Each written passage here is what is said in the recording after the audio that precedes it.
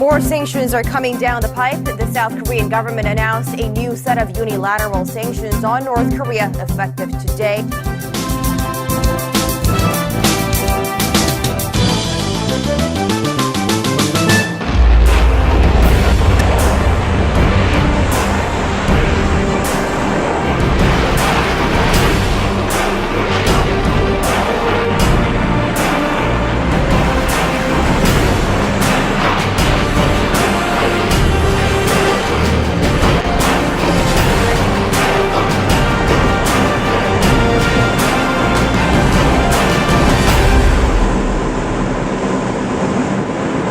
A Russian newspaper reports that North Korea has a plan to send 2 satellites into orbit.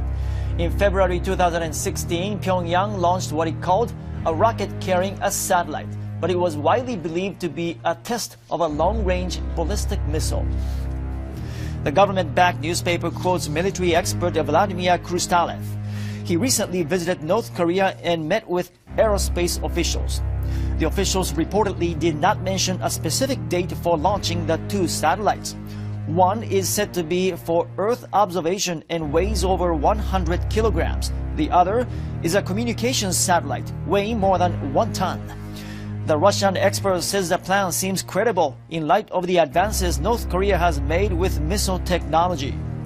North Korea claimed the launch last year was part of a space development program and a legitimate right for a sovereign state.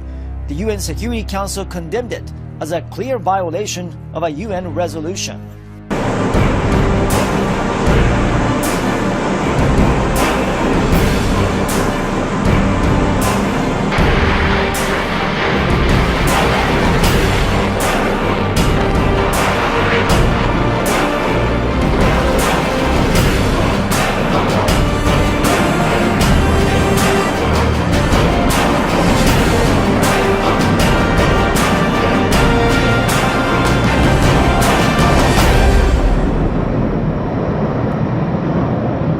More sanctions are coming down the pipe. The South Korean government announced a new set of unilateral sanctions on North Korea effective today, some 2 weeks after the regime test-fired its latest ballistic missile. Seoul's foreign ministry says the measures will clamp down on 20 North Korean firms and 12 new individuals in the hope of serving the inflow of illegal funds into the north. But the upgrade sanctions are nothing new, as Seoul confirmed that the newly added firms and individuals were taken from existing U.S. sanctions with no new targets identified, adding it highlighted the strength of the South Korea-U.S. alliance. The latest package of sanctions is the second of its kind under the relatively young Moon Jae-in administration since it rolled out unilateral sanctions in November when it put 18 individuals on its blacklist. And North Korea isn't alone when it comes to being squeezed by the international community. The Trump administration has been pushing China to sever oil supplies to North Korea as a measure against its nuclear program, something experts say could cause mass starvation in the north. David Von Hippel, a senior associate at a California-based think tank Nautilus Institute, says an oil embargo would likely devastate North Korea's agricultural sector, which could lead to food shortages for its 25 million citizens. The north is said to be struggling and has suffered a devastating famine before. Back in mid-1990s, around 1 million people died from starvation in North Korea. Korea's nuclear and missile development is the target of new sanctions by South Korea.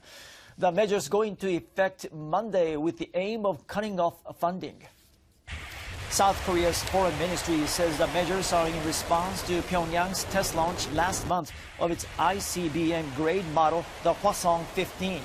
The sanctions target 20 North Korean organizations, including banks and trading companies, said to have been involved in raising funds. 12 North Korean individuals are also on the list. They are based abroad and include members of the military's intelligence arm. This is the second set of sanctions introduced under President Moon Jae-in. The first, announced in early November, targeted 18 individuals.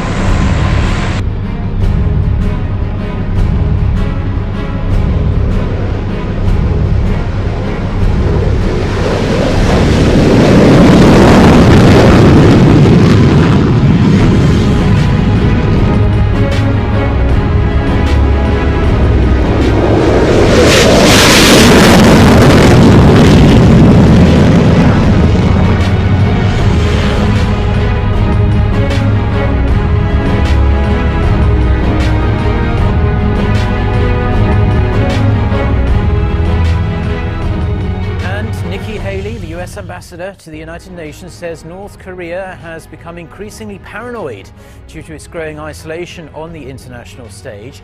Haley also said pressure must be maintained on the regime, expressing alarm over its recent missile developments. Eugene He reports. Ambassador Nikki Haley told CNN on Sunday that Pyongyang's feeling the heat of international sanctions that have impacted its trade and narrowed its diplomatic horizons. She also expressed concerns over their country's weapons programs, acknowledging that the regime's latest missile test was more powerful than anything seen previously and a serious matter.